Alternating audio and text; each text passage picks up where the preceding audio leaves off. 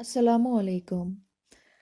आज हम Jammu and Kashmir government employees conduct rules 1971 को आगे बढ़ाते हुए अपना फोर्थ और लास्ट लेक्चर डिस्कस करेंगे। तो चलिए स्टार्ट करते हैं। पिछले वीडियो में हमने रूल 13 तक पढ़ा था। आज हम रूल 14 से स्टार्ट करेंगे। रूल 14 इस बात के साथ डील करता है कि क्या कोई government employee political, anti secular और कम्युनल एक्टिविटीज़ में हिस्सा ले सकता है या नहीं। तो रूल 14 का सब रूल 1 ये कहता है कि कोई भी गवर्नमेंट एम्प्लॉय जो है वो किसी भी तरह की पॉलिटिकल, एंटी सेक्युलर या कम्युनल एक्टिविटीज़ में हिस्सा नहीं ले सकता है और वो किसी भी ऐसी ऑर्गेनाइजेशन के साथ या पार्टी के साथ वाबस्ता नहीं रहना चाहिए जो कि एंगेजड हो कम्युनल एक्टिविटीज़ में, एंटी सेक्युलर एक्टिविटीज़ में या पॉलिटिकल एक्टिविटीज़ में। तो इन सब चीज़ों से एक गवर्नमेंट एम्प्लॉय को दूर रहना है, बिकॉज ये ऑर्गेनाइजेशंस ऐसी ऑर्गेनाइजेशंस होती है जो कि स्टेट की या यूनियन ऑफ इंडिया की अफेयर्स के लिए कभी कभार खतरनाक साबित हो सकती है। तो दैट मीन्स कोई भी गवर्नमेंट एम्प्लॉय जो है वो पॉलिटिकल, कम्युनल या एंटी सेक्युलर एक्टिविटीज में हिस्सा नहीं ले सकता और ना ही किसी ऐसी ऑर्गेनाइजेशन के साथ कनेक्ट रह सकता है, किसी ऐसी ऑर्गेनाइजेशन के साथ वाबस्ता रह सकता है जो इन एक्टिविटीज में जो है मुलव्वस हो। ठीक।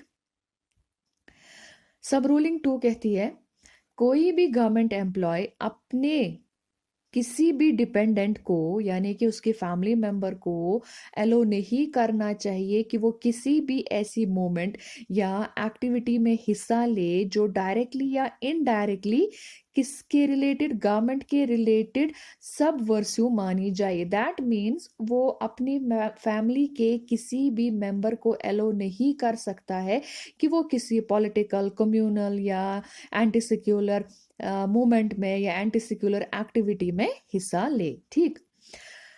सब रूलिंग 3 क्या कहती है, एक गवर्नमेंट एम्प्लॉय जो है, अब अगर उसे गवर्नमेंट ही कहे कि आप जी ऐसा ऐसा बयान दो रिगार्डिंग पॉलिटिक्स वगैरह, तो तब जाके, ठीक, with the prayer sanction of the government, वो कुछ बयान दे सकता है पॉलिटिकली, लेकिन तब दे सकता है जब उसे कोई मिस एप्रिहेंशंस को हटाना हो या मिस स्टेटमेंट्स को दूर करना हो या गवर्नमेंट को डिफेंड करना हो या गवर्नमेंट की पॉलिसीज को एक्सप्लेन करना हो पब्लिक को। ठीक है। दैट मीन्स एक गवर्नमेंट एम्प्लॉय जो है, पहले उसके पास सेंक्शन होनी चाहिए गवर्नमेंट की या प्रिस्क्राइब्ड अथॉरिटी की, उसके बाद ही वो पॉलिटिक्स वगैरह पे बात कर सकता है और वो बात भी तब करेगा जब उसे गवर्नमेंट के रिलेटेड मिस एप्रिहेंशन या मिस स्टेटमेंट्स को रिमूव करना हो, करेक्ट करना हो या गवर्नमेंट को डिफेंड करना हो, तब ही वो बात कर सकता है। अदरवाइज कभी भी वो पॉलिटिक्स रिलेटेड कोई बात नहीं कर सकता है। ठीक है। सब रूलिंग 4 क्या कहता है, एक गवर्नमेंट एम्प्लॉय को जितना उससे पॉसिबल हो सके दूर रहना चाहिए। किस चीज से? कि वो उन लोगों के बारे में या उन पार्टीज के बारे में बात करे जो कि गवर्नमेंट के अपोजिशन में हो। जैसे हमें पता है कुछ लोग होते हैं जो क्रिटिक्स होते हैं, कुछ लोग होते हैं जो अपोजिशन में होते हैं, ठीक है, या कुछ जो होते हैं वो जैसे हम कहेंगे एडिटर्स होते हैं, हमारे कुछ ऑथर्स होते हैं। तो एक गवर्नमेंट एम्प्लॉय को इनकी रेफरेंसेस यूज करने से दूर रहना चाहिए। उसे किसी भी पर्सनालिटी पे, किसी भी इंडिविजुअल पे, किसी भी पार्टी पे जो है नुक्ताचीनी करने से दूर रहना चाहिए। ठीक है। कोई भी गवर्नमेंट एम्प्लॉय जो है वो किसी भी पब्लिक इलेक्शन में हिस्सा नहीं ले सकता, कैनवासिंग नहीं कर सकता।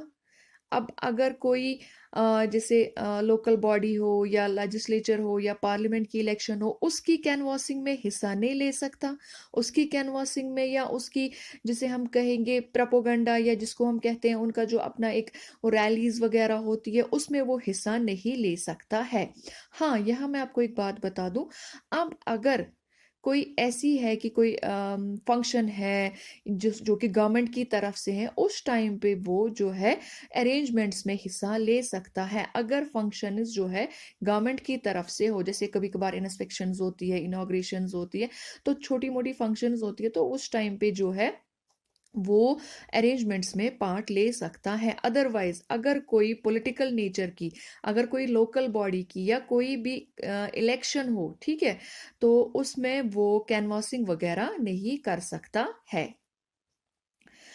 गवर्नमेंट जो है उसने जमीयतुल इस्लामी, राष्ट्रीय स्वयं संघ, Islamic study circle, Anand Marg, protest forum of India, protest league और इन सारी ऑर्गेनाइजेशंस को जो है एक तरीके से बैन कर दिया है गवर्नमेंट एम्प्लॉय के लिए कि वो इनके साथ कनेक्शन में रहे। ये मैंने आपको पहले पिछले वीडियो में भी बताया था कि हमारे पास कुछ ऑर्गेनाइजेशंस है जिनके साथ कनेक्शन रखने से, जिनके साथ कोई भी किसी भी तरीके की इंटरेक्शन से गवर्नमेंट एम्प्लॉय को रोका गया है।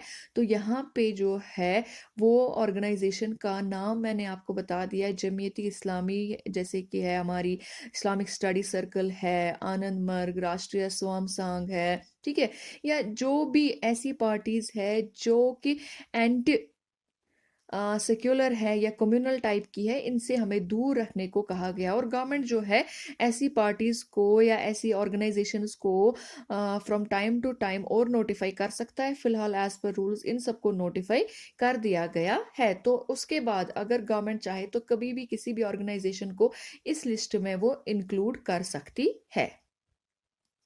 नाउ रूल 15 जो है तो वो कहता है कि क्या एक गवर्नमेंट एम्प्लॉय किसी भी कमिटी या अथॉरिटी के सामने एज एविडेंस पेश हो सकता है कि नहीं। जैसे कभी कोई लड़ाई हुई, कहीं पे कोई एक्सीडेंट हो गया या वट ऐसी जिसमें आपको फिर शहादत देने की ज़रूरत पड़े, ठीक, विटनेस देने की ज़रूरत पड़े, एविडेंस देने की ज़रूरत पड़े, तो ये रूल कहता है कि क्या एक गवर्नमेंट एम्प्लॉय जो है क्या वो एक शहादत के तौर पे पेश हो सकता है कि नहीं। तो सब रूलिंग 1 क्या कहता है कि जब तक उसके पास प्रेयर सैंक्शन गवर्नमेंट की तरफ से ना हो, एक गवर्नमेंट एम्प्लॉय जो है वो एज एविडेंस किसी भी इंक्वायरी में किसी भी कमिटी के सामने या अथॉरिटी के सामने पेश नहीं हो सकता है, ठीक है। कोई भी गवर्नमेंट एम्प्लॉय जो है वो ऐसी कोई एविडेंस नहीं दे सकता है जिस एविडेंस के थ्रू गवर्नमेंट की कोई पॉलिसी या एक्शन पे क्रिटिसाइज हो जाए, ठीक है। दैट मीन्स एक गवर्नमेंट एम्प्लॉय जो है अगर उसके पास कोई ऐसी इंफॉर्मेशन है, कोई ऐसा प्रूफ है जिससे गवर्नमेंट की कोई पॉलिसी को जो है क्रिटिसिज्म के दायरे में लाया जा सकता है, गवर्नमेंट की किसी एक्शन को क्रिटिसाइज किया जा सकता है, तो उसे उस इंफॉर्मेशन या डॉक्यूमेंट को लीक करने से रोका गया है। दैट मीन्स कोई भी गवर्नमेंट एम्प्लॉय जो है वो एज एविडेंस कहीं पे भी गवर्नमेंट की पॉलिसी वगैरह को क्रिटिसाइज नहीं कर सकता है, यानी कि ना तो वो खुद पेश हो सकता है और ना ही वो खुद से कोई ऐसा सबूत पेश कर सकता है जिससे ये खदशा हो कि गवर्नमेंट की कोई एक्शन या पॉलिसी जो है क्रिटिसिज्म का शिकार बन सकती है। तो दैट मीन्स कोई भी गवर्नमेंट एम्प्लॉय कोई ऐसी एविडेंस नहीं दे सकता है जिससे कि गवर्नमेंट की पॉलिसी या एक्शन को क्रिटिसाइज किया जाए, ठीक। तो अब क्या कहा गया है कि इन दो जो मैंने अभी आपको बताई, ए और बी, उसका कोई भी जो सॉरी रूल 1, सब रूलिंग 1 एंड 2 जो अभी हमने डिस्कस की, उसका कोई भी हिस्सा अप्लाई नहीं होता है कहाँ पे, अगर ये एविडेंस उसको गवर्नमेंट मांग रही है, ठीक है, या पार्लियामेंट मांग रही है या स्टेट लेजिस्लेचर मांग रही है। कैसे कि गवर्नमेंट ने, पार्लियामेंट ने, स्टेट लेजिस्लेचर ने एक अथॉरिटी अपॉइंट की है, एक कमेटी बनाई है, उस अथॉरिटी के सामने, उस कमेटी के सामने इसको बोला जा रहा है आप जी एविडेंस दो, तो तब ये आराम से दे सकता है, ठीक है।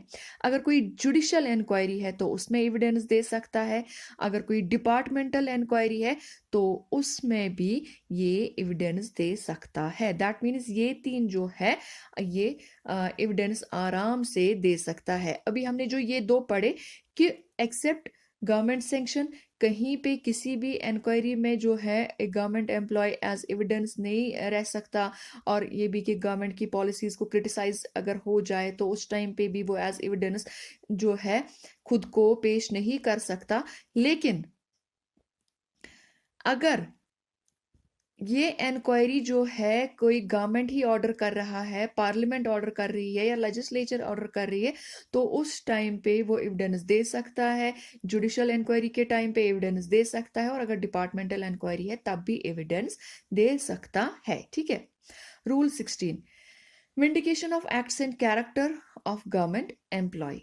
ठीक, तो यहाँ पे जो है सब, ये जो रूल 16 है इसकी सब रूलिंग 1 क्या कहती है कि कोई भी गवर्नमेंट एम्प्लॉय जब तक उसके पास गवर्नमेंट की सैंक्शन ना हो, वो ना ही कोर्ट जा सकता है, ना ही प्रेस जा सकता है किसी भी ऑफिशियल एक्ट की विंडिकेशन के लिए। ठीक है, तो और वो एक्ट कैसा एक्ट हो जो कि सब्जेक्ट रहा हो किसका, एडवर्स क्रिटिसिज्म का या डिफेमेटरी कैरेक्टर का। समझ आई बात? दैट मीन्स किसी भी ऐसे ऑफिशियल एक्ट के लिए जो कि सब्जेक्ट मैटर रहा होगा क्रिटिसिज्म का, उसकी विंडिकेशन के लिए कोई भी गवर्नमेंट एम्प्लॉय जो है ना तो कोर्ट जा सकता है ना तो प्रेस जा सकता है, अनलेस उसके पास गवर्नमेंट की सैंक्शन हो। ठीक है, अब अगर गवर्नमेंट एम्प्लॉय अपनी प्राइवेट कैरेक्टर की विंडिकेशन के लिए जाना चाहे या अपनी पर्सनल लाइफ में अगर कोई उसके मसले हो उनके लिए जाना चाहे तो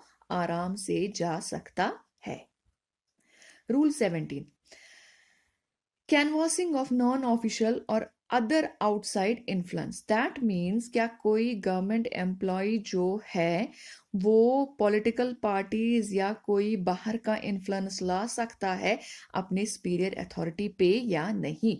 तो रूल क्या कहता है कि कोई भी गवर्नमेंट एम्प्लॉय जो है वो कोई भी पॉलिटिकल प्रेशर, पॉलिटिकल फोर्स या आउटसाइड इन्फ्लुएंस, दैट मीन्स अपने डिपार्टमेंट से बाहर का इन्फ्लुएंस नहीं ला सकता है, कोई सिफारिश नहीं ला सकता है पॉलिटिकल तरफ से या अपने डिपार्टमेंट के बाहर से किसी और जगह से कोई भी सिफारिश नहीं ला सकता है अपनी सुपीरियर अथॉरिटी पे अपने इंटरेस्ट्स के लिए। ठीक है, और वो इंटरेस्ट्स कौन से होंगे?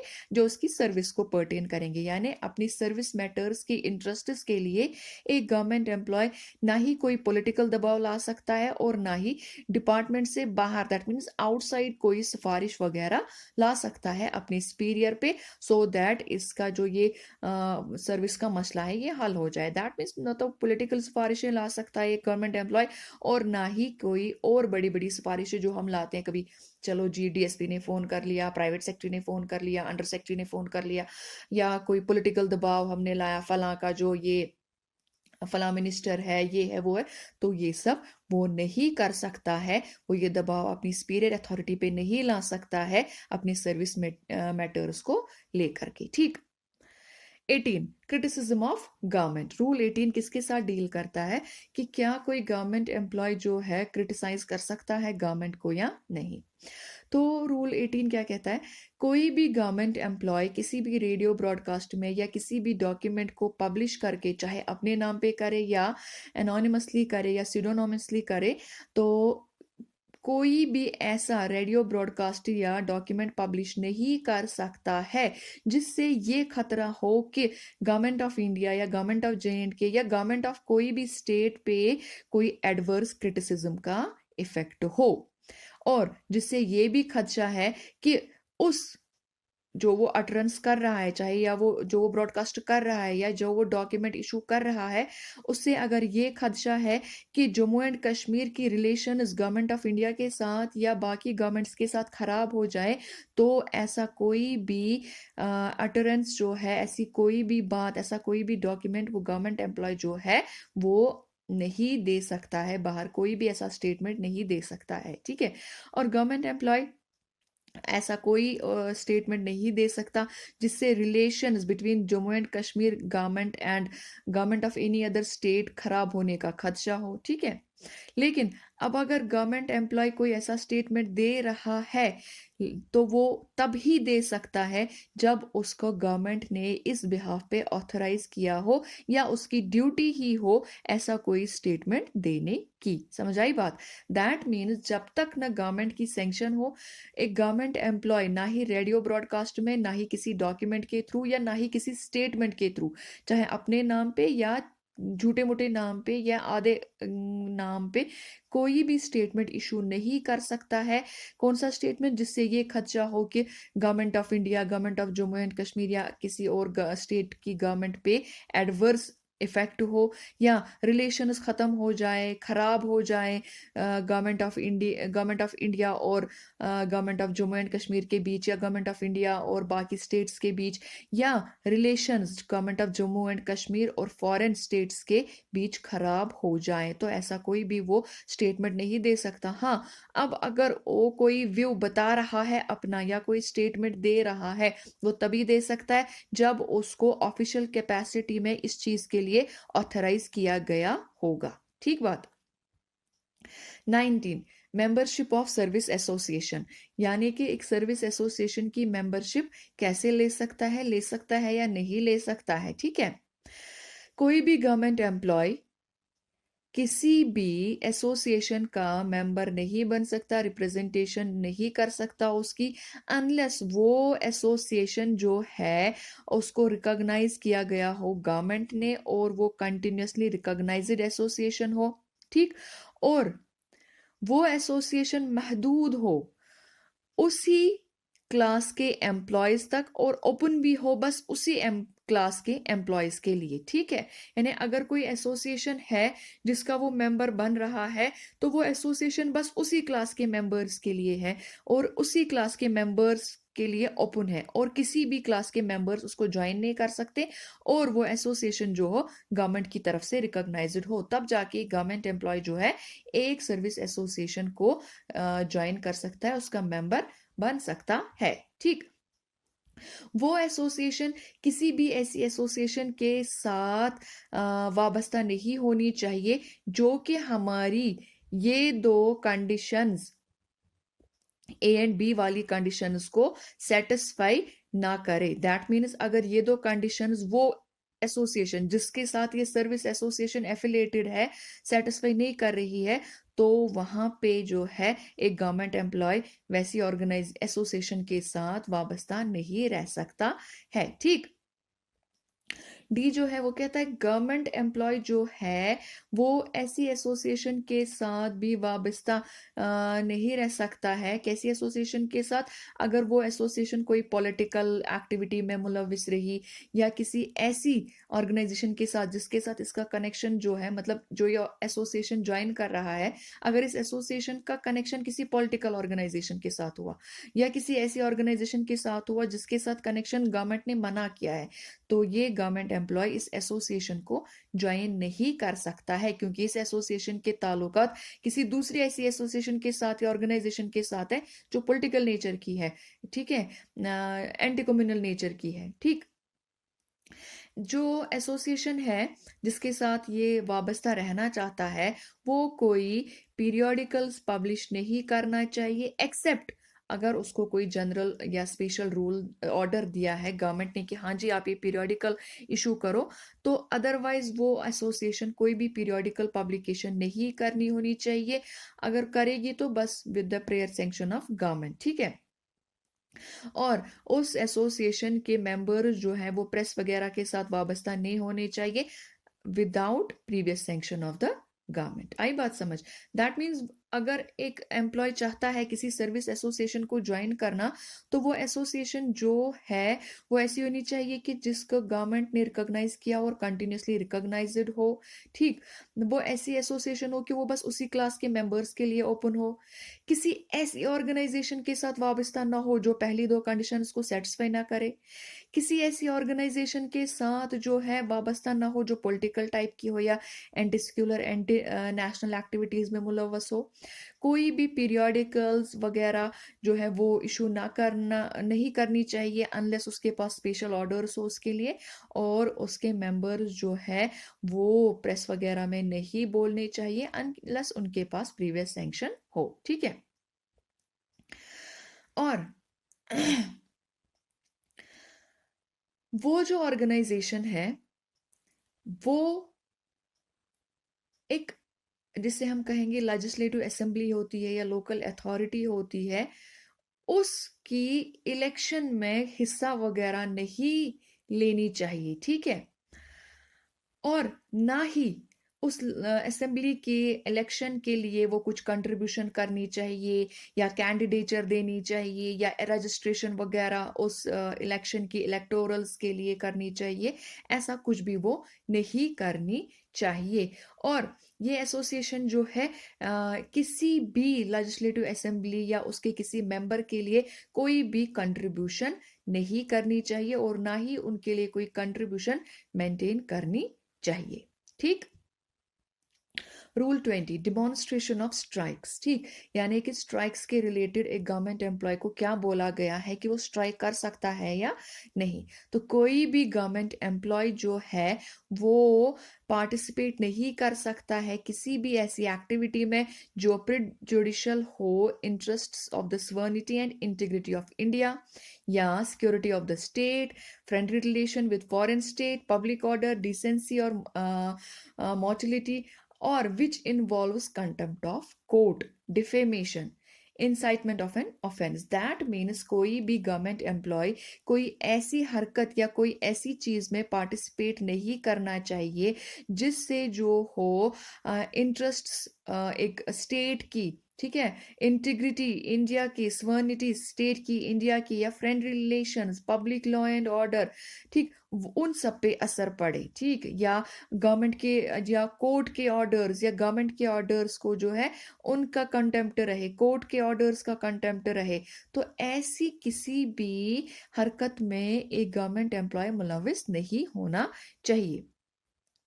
और वो हर हाल में खुद को स्ट्राइक्स से दूर रखना चाहिए, चाहे वो स्ट्राइक्स उसकी सर्विस को पर्टेन करे या किसी और मैटर को पर्टेन करे, वो स्ट्राइक्स में हिस्सा नहीं ले सकता है।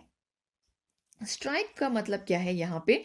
रिफ्यूजल टू वर्क, वर्क यानी काम करने से मना करना, काम रोकना, स्लो डाउन करना, या मास एब्सेंशिया फ्रॉम वर्क जिसे हम मास कैजुअल लीव के नाम से जानते हैं। आपने कभी सुना होगा आज जी मास कैजुअल लीव है, हमें जी ये डिमांड मनवानी है, तो वो भी स्ट्राइक के अंडर आ सकता है और वो परमिसिबल नहीं है। ठीक है, अगर ओवर टाइम करने को बोला जाए in the interest of public, तो उस टाइम पे अगर एक गवर्नमेंट एम्प्लॉय ने कहा जी मैं नहीं करूंगा over work in the interest of public, ठीक है, पब्लिक इंटरेस्ट, तो वो भी स्ट्राइक में ही माना जाएगा। ठीक, कभी कभार हम कहते हैं go slow, sit down, pen down, stay in, या धरना, हंगर स्ट्राइक, या इस टाइप की सारी स्ट्राइक्स, या बंद जो रिसेंटली हम देख रहे हैं किसान मूवमेंट में बंद की कॉल दी जाती है। ठीक, या ऐसी कोई भी मूवमेंट हो तो गवर्नमेंट एम्प्लॉय के लिए ये सब स्ट्राइक्स के अंडर आती है और गवर्नमेंट एम्प्लॉय स्ट्राइक्स में हिस्सा नहीं ले सकता है। किसी भी तरह की स्ट्राइक जो है उसमें हिस्सा नहीं ले सकता है और कोई भी ऐसी एक्टिविटी में हिस्सा नहीं ले सकता है जो कि मानी जाएगी क्या, सबवर्सिव, यानी जिसकी बैड इफेक्ट्स पड़े किस पे, सवर्निटी पे, इंटीग्रिटी ऑफ स्टेट पे। ठीक है। Rule 21 joining of association by government employee. तो अभी हमने इससे पहले भी ऐसा ही एक रूल पढ़ा कि क्या वो एसोसिएशन को ज्वाइन कर सकता है, क्योंकि अब रूलिंग्स के हिसाब से ये अलग अलग टाइटल्स में अलग अलग रूलिंग्स में आ रही है, तो मैंने उसी हिसाब से as per the hierarchy of rules in titles को रखा है यहाँ पे। तो इस रूल के हिसाब से कोई भी गवर्नमेंट एम्प्लॉय जो है वो ज्वाइन नहीं कर सकता और ना ही मेंबर रह सकता है किसी भी एसोसिएशन का जिसकी एक्टिविटीज जो है प्रिजुडिशियल हो to the interests of the sovereignty and integrity of India या पब्लिक ऑर्डर या मोरालिटी। ठीक, कोई भी गवर्नमेंट एम्प्लॉय जो है वो except with the previous sanction या permission of government sports association का मेंबर नहीं रह सकता, ना ही नेशनल स्पोर्ट्स फेडरेशन या एसोसिएशन का मेंबर रह सकता है। ठीक है, लेकिन अगर उसने मेंबर रहना है तो उसे उसके लिए परमिशन मांगनी है और वो परमिशन जो है secretary Jammu and Kashmir sports council से उसे लेनी पड़ेगी। ठीक, यानी कि यहाँ पे थोड़ा सा बताया गया कि किसी भी यहाँ पे पर्टिकुलर वहां पे जो हमने पढ़ा था 19 के अंदर वो था सर्विस एसोसिएशन। ठीक, तो यहाँ पे ओवरऑल एसोसिएशन है। मैंने आपको इससे पहले बताया एसोसिएशन में आप कंफ्यूज नहीं हो जाना, ये खाली एसोसिएशन है। और वहां पे जो हमने पढ़ा सर्विस एसोसिएशन, तो वो पर्टेन करता था वो रूल सर्विस एसोसिएशन को, और यहाँ पे सर्विस एसोसिएशन को छोड़ के बाकी सारी एसोसिएशन होती है, ये रूल जो है उनको पर्टेन करता है। रूल 22 जो कि काफी इंपॉर्टेंट रूलिंग है, एग्जाम में काफी बार देखा गया है, ये क्वेश्चन आता है, बाइगेमस मैरिज यानी कि दूसरी तीसरी शादी करना। कोई भी गवर्नमेंट एम्प्लॉय जिसकी एक जिंदा वाइफ हो वो दूसरी शादी गवर्नमेंट की परमिशन के बगैर नहीं कर सकता है। अब अगर उसको अपने पर्सनल लॉ में ये अलाउ है तो तब जाके वो कर सकता है, ठीक है। अगर पर्सनल लॉ में अलाउ है तो तब कर सकता है, जैसे हमारे इस्लाम में है। अदरवाइज गवर्नमेंट के हिसाब से जब तक ना उसके पास दूसरी शादी की प्रॉपर परमिशन हो वो दूसरी शादी नहीं कर सकता है, ठीक है, एज पर गवर्नमेंट रूल्स। तो सब रूलिंग 2 क्या कहता है, कोई भी फीमेल गवर्नमेंट एम्प्लॉय जो है वो किसी भी ऐसे बंदे से शादी नहीं कर सकती है जिसकी ऑलरेडी एक वाइफ हो, और जब तक ना वो पहली वाली वाइफ परमिशन दे शादी के लिए तब तक एक गवर्नमेंट फीमेल एम्प्लॉय उस बंदे से शादी नहीं कर सकती है। That means without the permission of first wife of the of that person, एक गवर्नमेंट एम्प्लॉय जो कि फीमेल एम्प्लॉय हो वो शादी नहीं कर सकती किसी ऐसे बंदे के साथ जिसकी ऑलरेडी वाइफ हो और वो दूसरी शादी के लिए इजाजत न दे रही हो, ठीक है। दैट मीन्स अगर एक गवर्नमेंट फीमेल गवर्नमेंट एम्प्लॉय है वो चाहती है किसी बंदे से शादी करना जिसकी ऑलरेडी एक वाइफ है, तो जब तक ना उसकी वाइफ कंसेंट दे एक फीमेल एम्प्लॉय जो है इस बंदे से शादी नहीं कर सकती है। तो प्रोसीजर क्या है बाइगेमस मैरिज के लिए अप्लाई करने का, क्योंकि हमने कहा कि पर्सनल लॉ में अलो है, लेकिन अगर हम देखेंगे गवर्नमेंट एम्प्लॉय के लिए परमिशन लेना ज़रूरी है, because government employee personal law के साथ साथ गवर्नमेंट लॉज में भी बाउंड होता है, तो उसके लिए ज़रूरी है परमिशन लेना इस बात के लिए, बिकॉज वो लॉज के अंडर आता है, बाउंड होता है। ऑल्दो वो पर्सनल लॉ के अंडर शादी कर सकता है, लेकिन as per government laws conduct rules उसे परमिशन लेनी जरूरी है। शादी तो वो कर सकता है बट परमिशन लेनी जरूरी है। अब उस परमिशन की का जो प्रोसीजर है वो क्या है वो हम पढ़ेंगे। तो एप्लीकेशन जो कि वो देगा कि मुझे जी दूसरी शादी करनी है, उसके लिए उसे एप्लीकेशन देनी पड़ेगी गवर्नमेंट को यानी अपने डिपार्टमेंट को। और उस एप्लीकेशन को कैसे स्क्रूटनाइज करेगा डिपार्टमेंट, वो पहले देखेगा कि क्या ये शादी परमिजिबल है, इसके पर्सनल लॉ मतलब जो हमारे दीनी लॉज होते हैं, जो हमारे रिलीजियस लॉज होते हैं, ठीक, क्या ये शादी उसके रिलीजन के हिसाब से परमिजिबल है। अगर ये शादी परमिजिबल हुई तो फिर देखेंगे कि क्या सफिशिएंट ग्राउंड्स जो है वो बन रहे हैं दूसरी शादी के लिए, ठीक। और फिर उसके बाद देखेंगे कि ग्राउंड्स जो दिए गए हैं दूसरी शादी के लिए क्या वो ट्रू है, क्या वो सच है, क्या वो जेन्युइन है, ठीक। उसके बाद ये देखना है कि क्या वाइफ ने, जो उसकी पहली वाली बीवी है, क्या उसने इस एप्लीकेशन को ज्वाइन किया है, यानी कि क्या इस गवर्नमेंट एम्प्लॉय ने अपनी वाइफ के साथ मिलके दूसरी शादी के लिए अप्लाई किया है या नहीं। और ये भी देखना है कि क्या उस पहली बीवी ने अपनी फ्री विल से इस शादी के लिए इसे जो है इजाजत दी है कि नहीं। दैट मीन्स ये भी देखना है कि whether she has consented out of her free will और नॉट। उसके बाद जो है देखना है कि क्या ये जो कम्युनिकेशन उसकी वाइफ दे रही है कि हाँ जी मैं इसके सपोर्ट में हूँ, क्या ये कम्युनिकेशन जेन्युइन है कि इसने जो है उससे जबरदस्ती ली है। दैट मीन्स उन्हें वाइफ को भी कंसल्ट करना है, पहली वाली वाइफ को भी कंसल्ट करना है, उससे पूछना है कि क्या तुमने सच में इसे इजाजत दी है कि नहीं, फोर्सिबली तो नहीं दी है, out of your free will इसे इजाजत दी है कि नहीं, ये इसे देखना है। अब आप कहेंगे ग्राउंड्स क्या बनेंगे, कभी कभार क्या होता है, चलो बच्चा नहीं रहा तो फिर वो चाहते हैं दोनों मिलकर के नहीं जी दूसरी शादी करे हस्बैंड, सो दैट इश्यूज रहे। या कभी कभार पहली बीवी मेडिकली जो है अनफिट हो जाती है, काम नहीं कर पाती, या खुदा ना खास्ता लाइफ कंज्यूमिंग डिजीज में मुब्तला हो जाती है, पैरालाइज्ड हो जाती है। तो ये ग्राउंड्स जो है हम उस टाइम पे देख सकते हैं कि क्या क्या है, ट्रू है, जेन्युइन है। उसके बाद हम देखेंगे कि जो पहली बीवी के व्यूज है क्या उसे जो है हम किसी तरीके से रिकॉर्ड कर सकते हैं, यानी कि जैसे मैंने अभी बताया आपको, पहली बीवी के पास जाके या उसको बुला के किसी तरीके से अगर पॉसिबल है उसके व्यूज जानने हैं, ठीक है।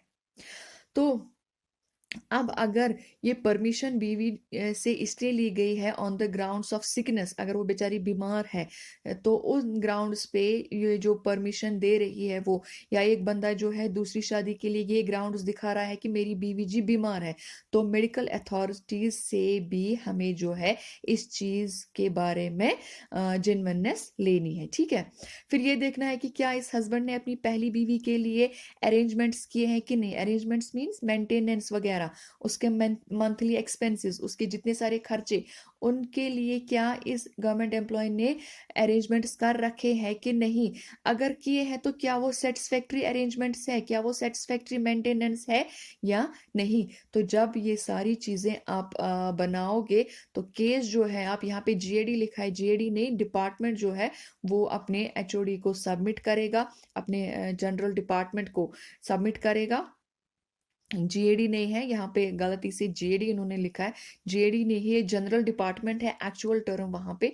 तो केस जो है वो डिपार्टमेंट को सबमिट होगा और डिपार्टमेंट जो है on the basis of result of the inquiry उसको परमिशन देगी या परमिशन रिजेक्ट करेगी। ठीक है, तो हमें जो है इस बाइगेमस रूल के अंडर एक अंडरटेकिंग दी गई है कि जब भी कोई एम्प्लॉय जो है पहली उसकी जो अपॉइंटमेंट होती है, eight the time of initial appointment उसे एक अंडरटेकिंग देनी पड़ती है विद रिगार्ड टू क्या वो मैरिड है या अनमैरिड है। यूजुअली हम लोग देते नहीं है और ना ही डिपार्टमेंट मांगता है, ना ही ये कंडीशन रखी जाती है, बट कंडक्ट रूल्स में ये मेंशन है कि एक डिक्लेरेशन लेनी चाहिए at the time of appointment हर एम्प्लॉय से कि क्या वो शादीशुदा है या अनमैरिड है। विद दिस हमारे कंडक्टर रूल्स खत्म होते हैं। आई होप आपको समझ आया होगा। कोई क्वेश्चन हो तो आप हमारे फेसबुक पेज पे टेक्स्ट कर सकते हैं। एंड ख़त्म करने से पहले आई रिक्वेस्ट यू, अगर आपने चैनल को सब्सक्राइब नहीं किया है तो प्लीज़ सब्सक्राइब कीजिए सो दैट आपको हर वीडियो की नोटिफिकेशन मिलती रहे, हर वीडियो आप तक पहुंचता रहे। Thank you so much.